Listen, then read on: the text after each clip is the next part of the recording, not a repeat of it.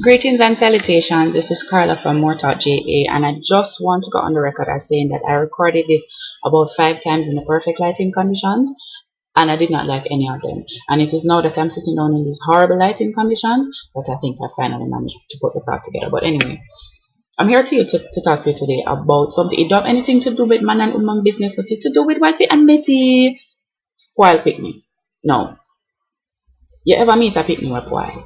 The picnic Pwile till them come in like milk when it curdle. The picnic Pwile till they come in like when you put on overnight cabbage water and it start froth up on the top. That is how spoiled this child is. When you encounter a child that is that spoiled, you're immediately spit down the middle. Because 50% of you is thinking, this is a child, I should not harbor any ill feelings towards this child. And the other 50% of you is like, I hate this tiny human. You'll never admit it to the parents. You will never admit it to the child. Chances are you'll never even admit it to yourself. You can take a moment right now and admit it to this computer screen. I'm not going to tell anybody you said it. Yes, when we meet spoiled children, we are disgusted by them, and for a moment, we hate them. So then we go into correction mode. We want to correct the spoiledness out of this child. So everything that the child does comes up under scrutiny. If the child is drinking water, we want to know why they're drinking it so fast, or why is it them not holding the cup with them two hands. If the child decides that them don't want to wear any that dress today, why is it that them so particular about what them want to wear? Them need to do X and Y and do as people tell them. When the truth is, if we weren't coming from the perspective that the picnic did spoil in the first place, the picnic could have gladly drink the water with the one hand and let them could wear whatever dress them want to wear, because the truth is children are supposed to have like options and opinions and those things because they are actually humans. So we're going to correction mode. But I want us to think about what exactly we are doing when we are correcting the children, and what is the message that we are sending when we are correcting them. Because very often we try to correct them by punishing them. We're trying to punish certain behaviors out of them, or we're trying to curb certain behaviors by punishing them. But what that ignores is the fact that the child did not spoil himself.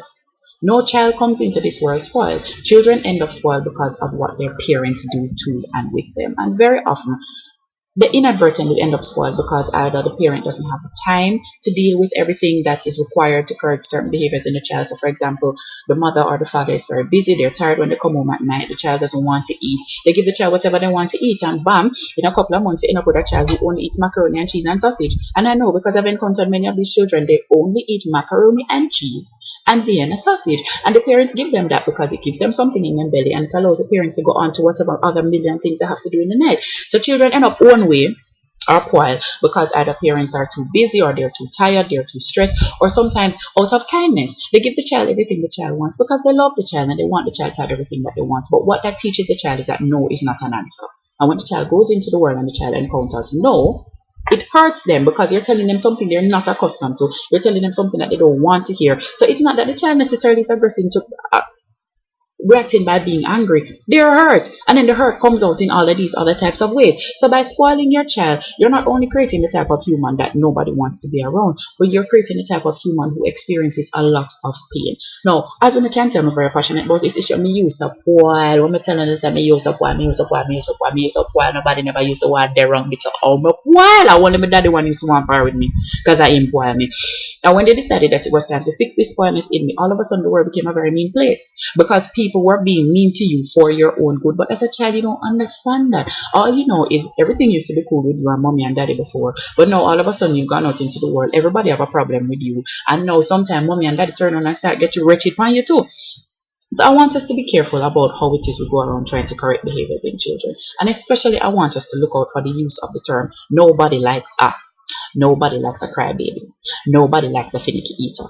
Nobody likes a child that does this. Nobody likes a child that does that. Now, you are intelligent enough to recognize that what you are doing, you are setting up two sites.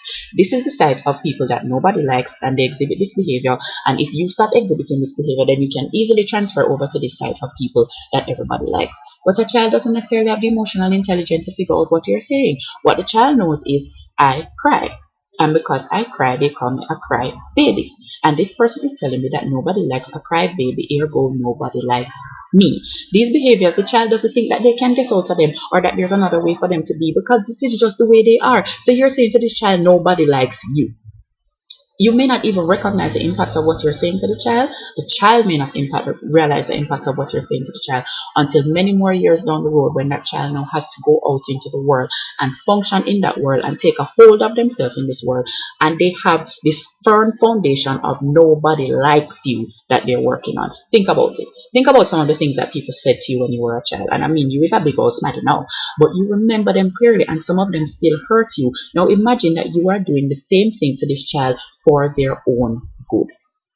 Be careful with it, and especially to parents who are now trying to curb certain behaviors out of their children, because you say once spoil the child, and when it's time to fix it, either you want murder the picnic with lick, or you want shame the picnic out of what it is that they're doing. But I am particularly worried about these things in African diasporic context, because there is a longer history that links back to the plantation. You know, some are always in the back of the plantation. There's a longer history that links back to the plantation of a parent punishing the child more harshly than they think the master would, and in front of the master, in order to avoid the master punishing the child, and also punishing the child more harshly and in front of people to prove that they're a good parent, right? Because they're trying to get away from this idea that black people don't know how to parent, that they're raising people like Lego beasts. So they are punishing the child in order to prove that, despite the fact that the child may have stepped away from what was expected and made this one boo boo, I'm still a good parent and I know how to raise a child. When you go down at your picnic high school and you are going to fly your door and fist down your picnic in front of everybody in the school, why are you doing that? You're doing that because you need to punish the child, but punishing the child could have been done at home behind closed doors. You're doing it because you need to shame the child, because shaming the child is part of the punishment. Okay, that's a little bit problematic, because shame is never a way to teach anything, but okay, let's go on with that. But you're also doing it because what you want to do is to prove to everybody in the school that despite the fact that this child is playing a fool, you raise somebody with sense. So you're punishing the child in order to prove that you're a good parent, and that link right back to the plantation. So can we please stop using plantation practices to raise children who we are telling should emancipate themselves from mental slavery? Can we please stop raising children who have to recover from their childhood? And yes, I did get that from a JPEG on Facebook, and I am loud and proud with it. When it is that you are trying to correct a child, or you're trying to help a child that is spoiled, remember, you need to help this child, because what this child is experiencing is something that was done to them by their parents, not something that they did to themselves. So do not come now and hold this child accountable for what it is that their parents have created in them. So when you see them sit down on the ground, and in the middle of the supermarket, and them a kick and scream and like the nose not to run down them face, and you just want to go kick them in them ribs, take all of that anger, reel it back in, because you really don't need to be angry, it's not your child, and look at parent and be like, hey, mother or father, what is happening? Why is your child behaving like this? Instead of going to the child and saying, why are you behaving like that? Because the answer to that is simple. I'm behaving like this because this is how mommy and daddy brought me up to behave.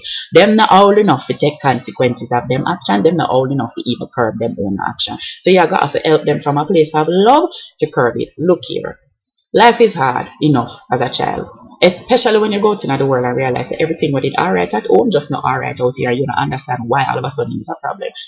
Talk to them from a place of kindness and a place of love. Yes, you want them to be better, but punishment is not the way to get them to change. Me tell them I say it near and dear to my heart, come used to Pwile rotten. And trust me, I know me still deal with the aftermath of some of the things them the people they said to me to unpwile me. So please, nobody do it to another generation. Me could just try a different method, okay? Love, peace, chicken grease. Sign up for the gender studies courses at University of the West Indies or Western Jamaica campus. Employ me come September. Bye bye.